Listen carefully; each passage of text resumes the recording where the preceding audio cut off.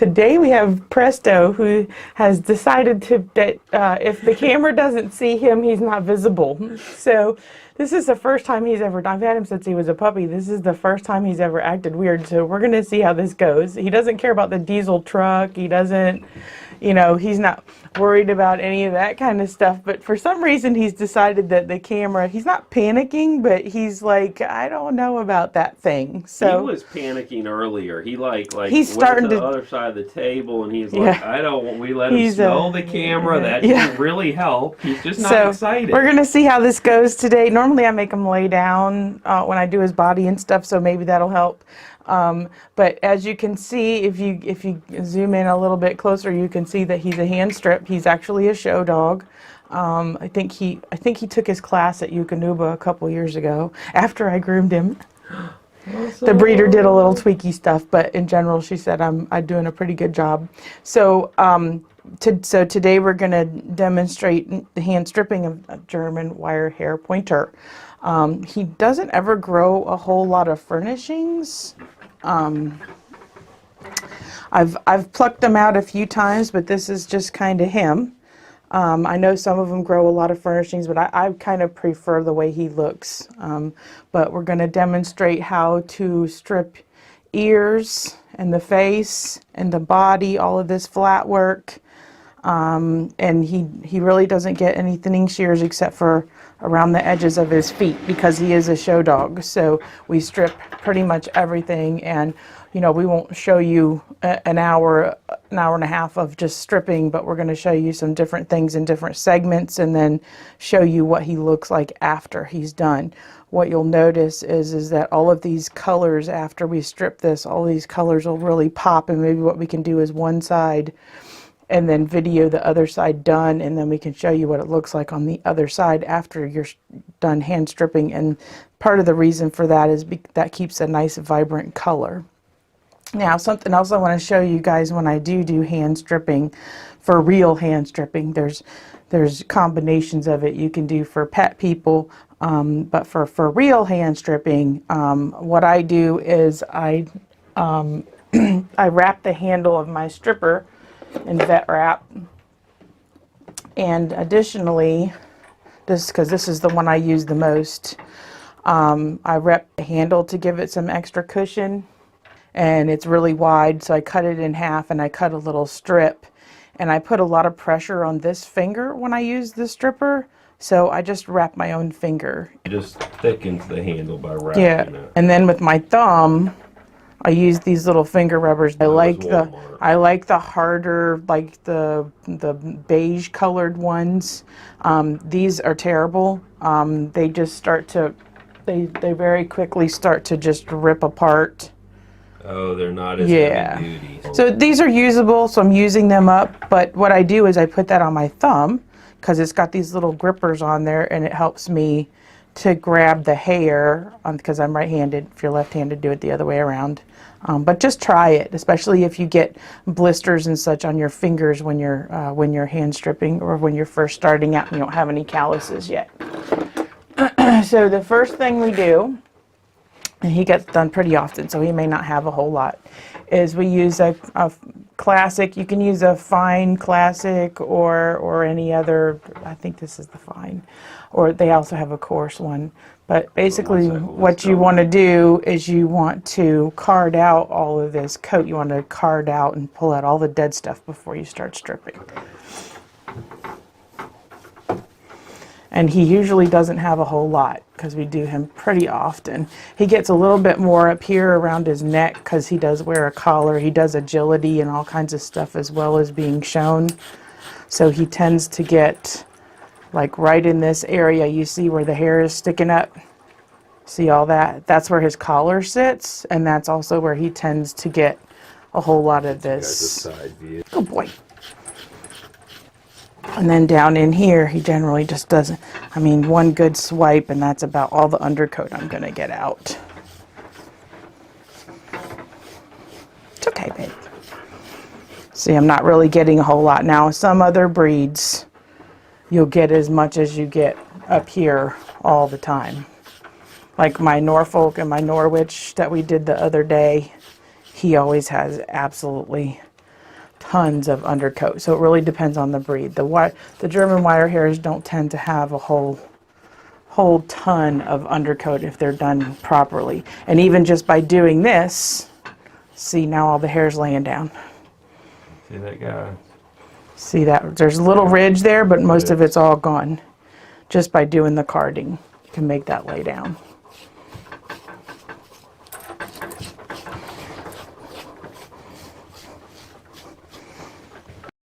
But on like wire foxes and all of that, you'll get a lot more undercoat than on these guys.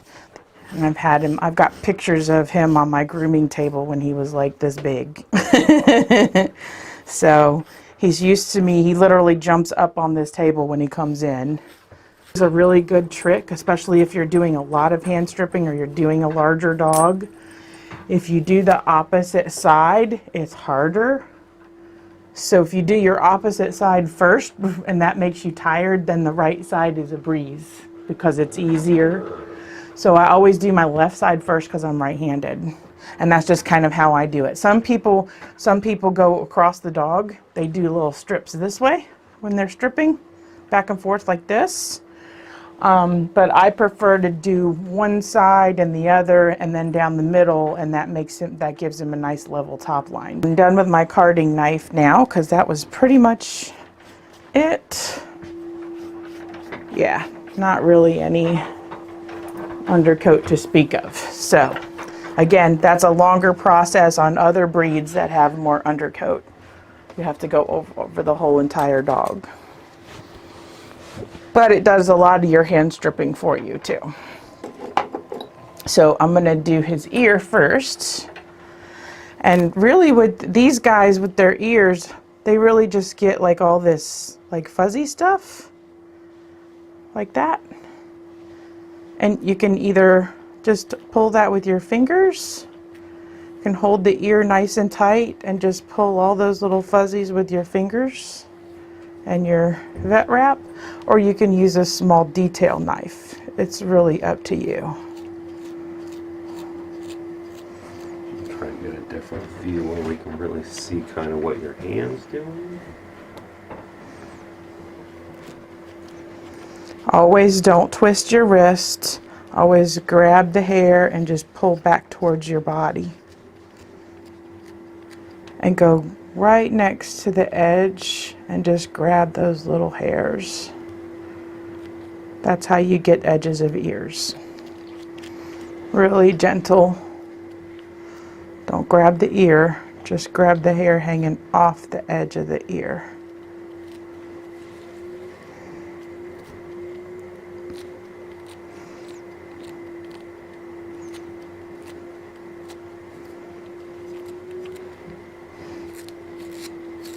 And you're always grabbing hair in front of where you're working, no matter where you're working.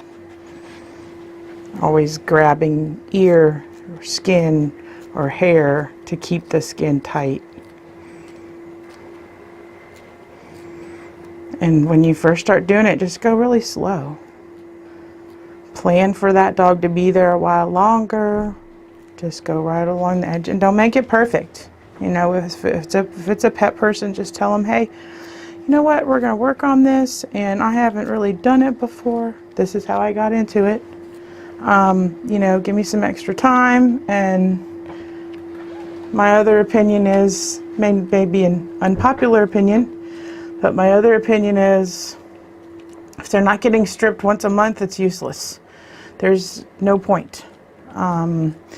If you let a dog like this go too long, all of the hair grows out to be one length and you're going to end up stripping them bald. Now these guys are a little bit better about it just because of their coat, but wire fox terriers and schnauzers and those types of dogs, if they go longer than a month, they're blowing coat. And that means all of the coat is growing out and becoming one length instead of whole bunches of different little layers. And that's the goal. That's how you get this kind of coat, is to constantly work it and make whole bunches of different layers. You don't get layers on ears. That just really doesn't do.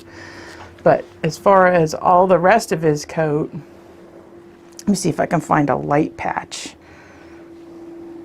You got the fuzzies that I just pulled out, and then you've got that little short one there, and then this one that's a little longer, and then that one that's a little longer, and then all the stuff on top that we're going to pull that's the longest. Okay.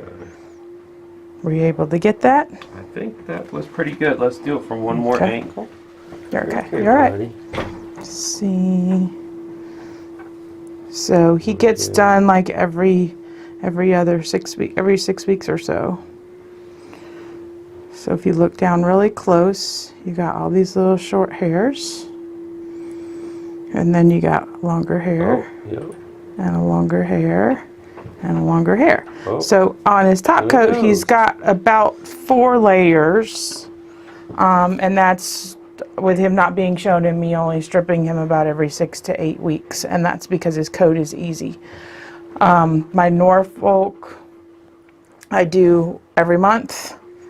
My wire foxes I do every month.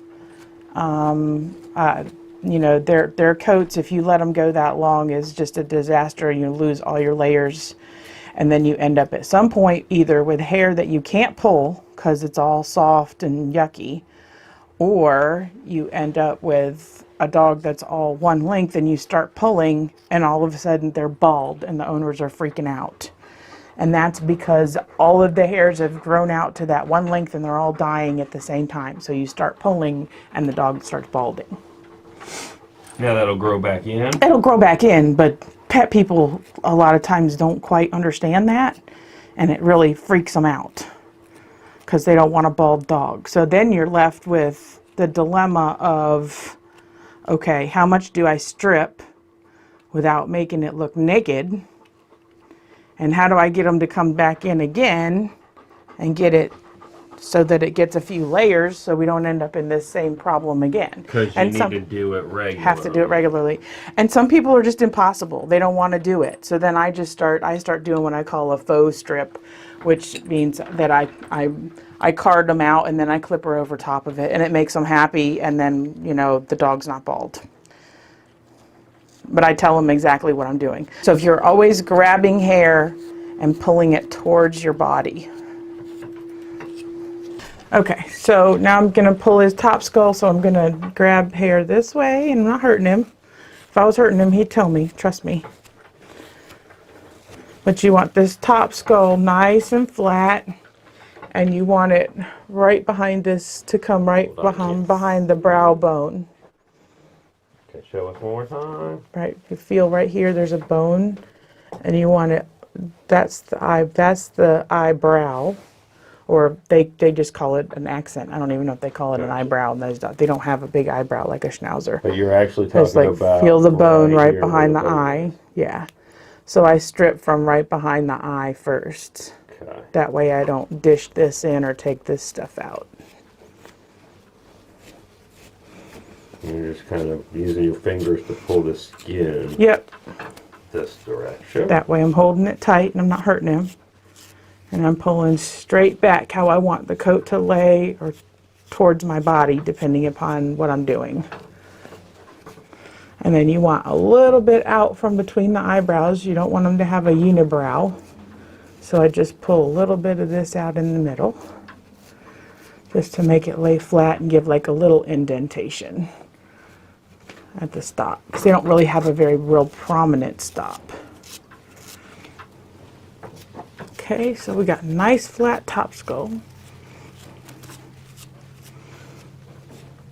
And this area doesn't tend to get a lot of layers either. For some reason, the head and the ears, they don't tend to get a whole bunches of layers.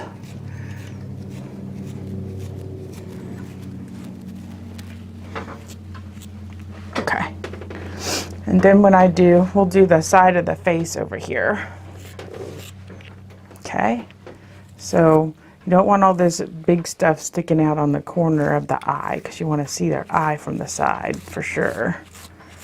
And I'm just real gently, really all I'm doing is just plucking whatever will come really easy. I'm not going pulling stuff out that feels, if it feels like you're pulling it out of concrete, like it doesn't want to come out, then don't pull it. It's not ready.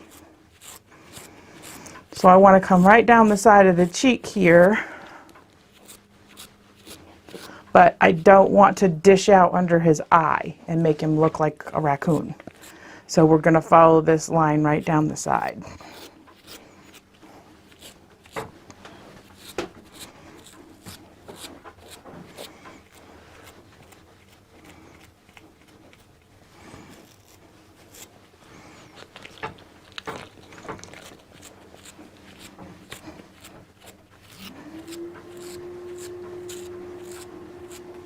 And then sometimes if this stuff under here gets kind of sore, you know, because that's a sensitive area, I will take the thinning shears to that a little bit. Shh, don't tell nobody. God forbid. But if it feels like it's irritating him, which he doesn't really care because he's been a show dog like his whole life, so it doesn't seem to really bother him a whole lot.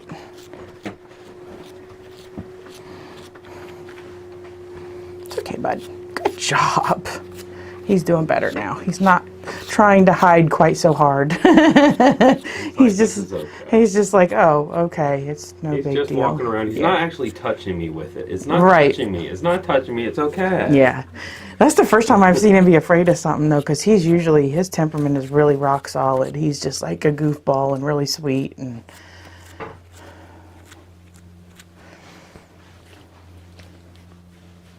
How's this looking? so you just, you know, just keep picking at it a little bit at a time. And now we're going to see if he'll lay down on camera for you guys like he usually does for me. Okay. Do you need me to help you lay him down? Nope. You sure? Yep. He's over 10 pounds. It's okay. Okay. I'm going to sit. She's still in recovery. Oh, so stop. You can't let her. All right, come on. Can't let her pick anything heavy Hey, up. Presto, down. Good boy. And then generally what I do is I just reach around him and I scoop his little legs up like this. Good boy. And we started practicing this when he was little, so this isn't something you can just generally take a brand new dog and do. We started practicing this as soon as he started coming for me to get all his grooming. We just started doing a little bit at a time, and as long as he would lay down, then I would strip. And then we'd get back up and then we'd have a piece of cheese. And then we'd do this, and then we'd lay back down again until he finally just went, oh, okay, and he laid down. And he doesn't care. So now what I'm doing is I'm doing the left side of his body because I'm right-handed, and it just makes my life easier to do the harder side. And then I go to the easier side, it actually feels like a relief. Nope, you're fine. He's not going to touch you. You're okay. Let's scooch over. Nope, nope, nope, nope. Nope, you're okay. You're okay. Nope, you're fine. Let's do this like we usually do. Good boy. That's fine.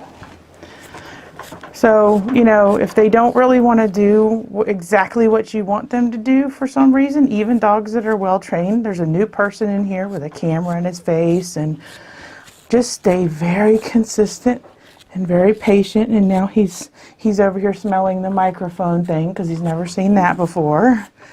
I just continue to do what I'm doing like, you know, like nothing's happening. That's the biggest mistake that a lot of people make, is they don't pretend like nothing's happening. They over baby them. Oh, it's okay, it's okay, it's okay. That kind of thing. And all that really does is get them more upset.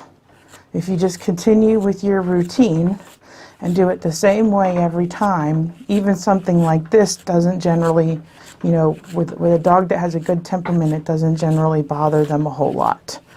Even though he's a little nervous, he's not freaking out because he's with this Miss Yvonne and we're doing the same thing we always do. So he's stopped panting already, like he was panting a little bit ago. He's already stopped doing that. And now all we're doing is we're just grabbing top coat. Push with your thumb, pull with the knife. Push with your thumb, pull. That's what I'm doing. I'm just doing it so fast you can't see it. Oh, that's perfect. Push, pull, push, pull. And all you do is just grab the top stuff, because you already took the bottom stuff out. You already did your carding, which is all the fuzzy undercoat you want gone, and now all you want is just to pull. All in rotation, you're just pulling, or even in pets, if you're just doing a little fake strip, all you're pulling is just this dead stuff that lays right on the top. And then all of a sudden, look at all those pretty colors popping out. And you can even go right along the edge and pull certain hairs and make your edge sharper between this color and that color. Step around here and get you a little It's better okay. view of the Stay. side change. Stay, Presto. Good boy. See, you can make a more defined line. See how that is as opposed to this? See how the white's kind of spotted in there and the black's real crisp and clean on the side. What I'm doing is I'm going right along the edge and just pulling those hairs that are dead right along the edge to define the edge. So, like if I was going to show him in a couple of weeks, I would do that. And that makes it nice and pretty and defined. And you can see the difference between here and here. See all that color popping out. So it's less splattered. Yep, it's more Gotcha, it's more defined because all we're the way pulling the through. dead stuff.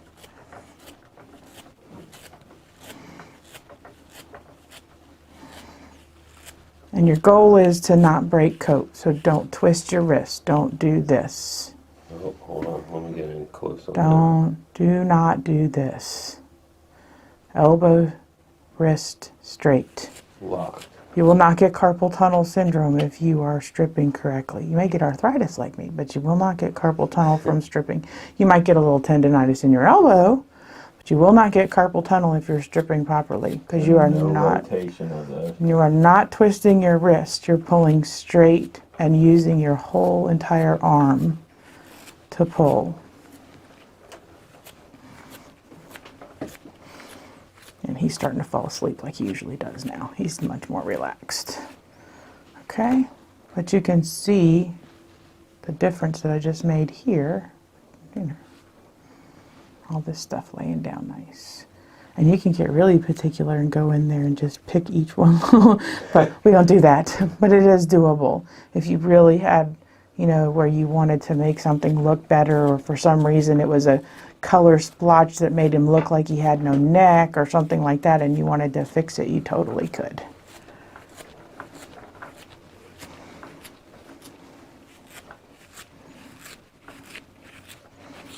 Okay, and no, this breed, no, sorry, I said the word, didn't I? I'm sorry.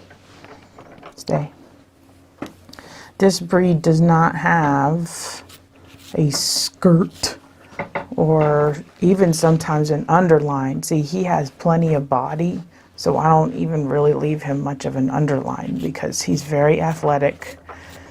He does agility, and I don't know if she does something else with him, but I know she does I know Sue does agility with him. Hi, Sue. She does agility with her dogs, and he's also shown.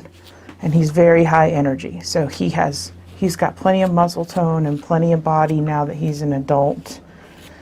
And I don't have to leave anything in these areas to bulk him out because he's already got plenty of it.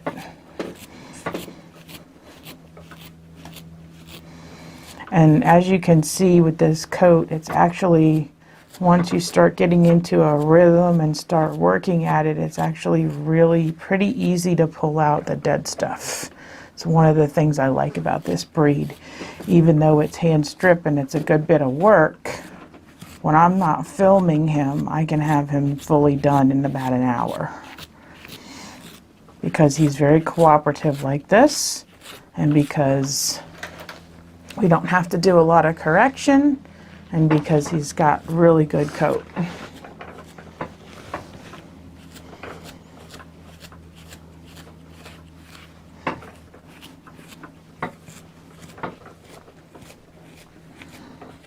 And I try to work in sections as I go down here, and now I'm going back up here so I don't miss any sections as I go along. Now, will you do all of him in the same day? Yes, Okay. I will do every bit of him in the same day. Okay, so she is done with one side. This side. She has stripped out this side. Yep.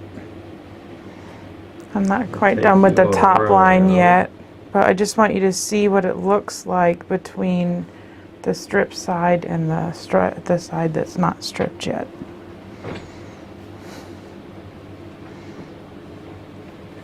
Around here. On the not stripped side, we're going to go up into the front here. So if we can get far enough back, get a good view. You see the difference in what it looks like. Especially in the color patterns. Mm-hmm. You see a lot more white in those. It's a lot more frilly and ruffly. A lot, yeah. Come The up side across that the is done top. is crisp. And you can see how much coat's been taken out too. And let's go in here. You know what? I'm gonna bring it in. If you'll move the coat kind of back, you can kind of see how thin it is. We took out basically almost all of the top coat. And that'll be the new layer that'll grow underneath. And then Nice. next time this stuff will be the top coat.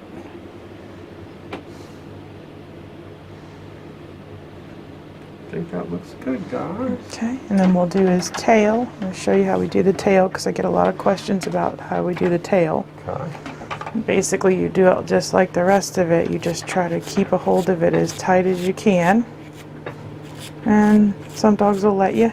He's used to it, so he's not going to freak out about it because, again, I'm just keeping the skin on the tail as tight as possible with my other hand. I'm pinching it together or I'm pulling it forward, whichever is appropriate for the area that I'm working on. So you're not actually just holding the tail, No, I'm actually pulling skin and making it tight. trying to get it as tight as I can so I don't hurt him.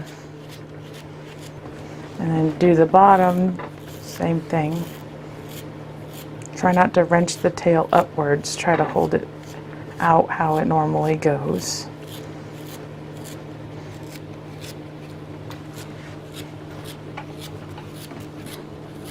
And the butt area is always kind of hard to do, especially if they're well muscled because there's not a lot to hang on to. So again, I only try to pull the dead stuff and I try to do it as quick as I can so that way I'm not hurting him. And then I go back and forth between there and another area. If it really irritates them, I'll move back up here. Do this a little bit. And then we'll go back again and then we'll move. So just so you guys get the idea.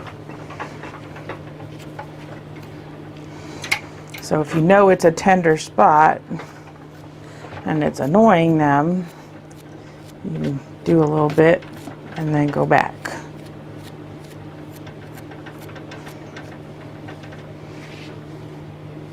But you can see this side compared to that side too.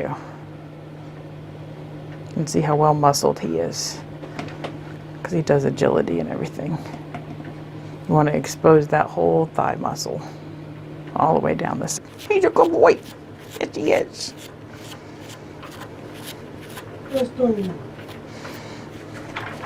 Okay.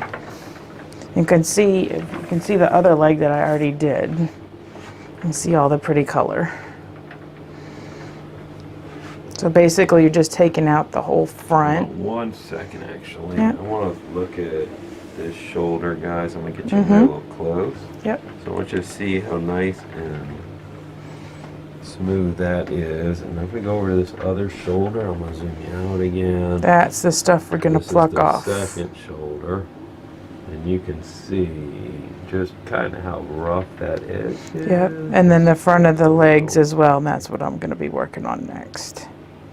Okay. You can see that leg was you can see that done. really good. See all the nice color popping out. Good boy. We're going to do those legs. Yep. Perfect. And basically all you do is you just want to leave this stuff hanging off the back of the front leg. And so you do it just like you do anything else. You just start pulling all the dead stuff off the top, all the way down to the top of the foot.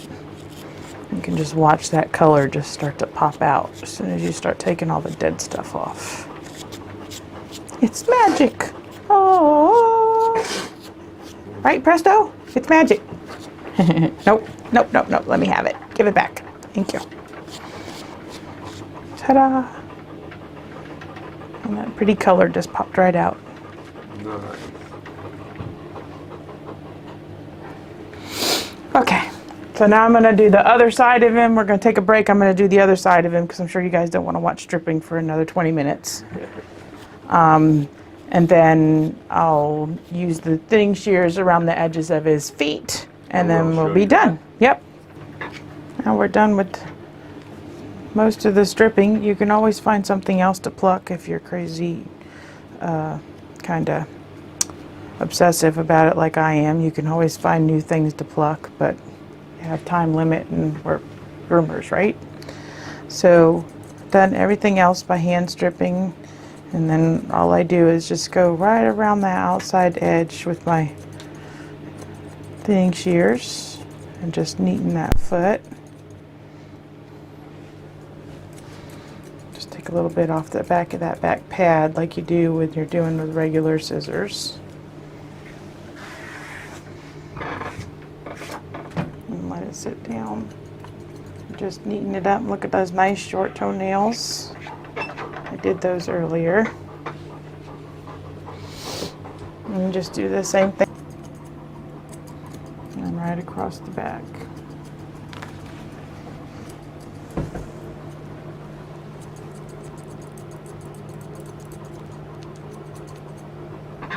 And do the other one.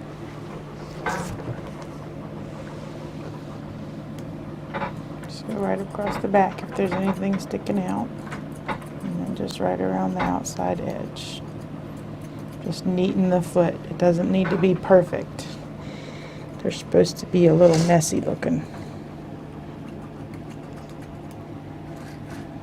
Just trim right off the back like that. I like to do it with the thinners because it's just more natural.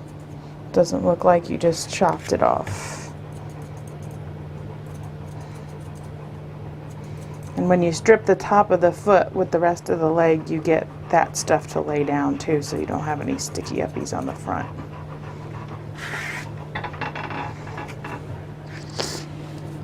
And then I generally just check all of his furnishings, and if there's anything really crazy, longer than the other stuff, I just pull it with my fingers a little bit. Like so.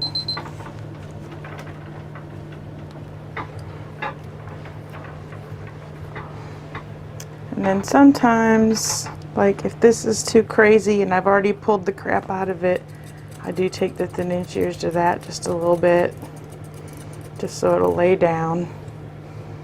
Because it's the cowlick spots. Like he doesn't grow a lot back here, but if this grows really heavy in here, you know, that stuff hurts getting pulled back there. So on some of the other ones she's had, I've trimmed this with thinning shears, but always do it after you strip some, till you think they're getting irritated, because then it keeps the nice, it still keeps the nice pretty color. But you can knock that down a little bit. It's not the end of the world. And then he does not get a bath, so as you can see, he's a little bit dirty. So I always recommend to everybody, even if you're bathing the dog, strip it first and then use some kind of an antibacterial soap if you're bathing, because you've opened up all of those pores. You can give them a skin infection. So I always say, if you're going to strip and bathe, make sure you strip first and then bathe in an antibacterial kind of, so chlorhexidine or something like that. Dirty hair strips easier. So if you try to strip clean hair, you're not going to get as much out, and it's going to be harder on you and harder on the dog. So this is Presto. So strip dirty. Yeah. Thanks for joining us, Presto. He's a good boy. He's a good boy. He's gonna give kisses. It's so good. Yeah. Oh yeah. Say, I did. I did. Sit. Sit. Good sit. Oh boy. That's a good boy. Yes, we found him. Yes. Yes. So that's your basic hand stripping of a German wire hair pointer. Please like, share, subscribe, and ring the bell. Bye. Bye.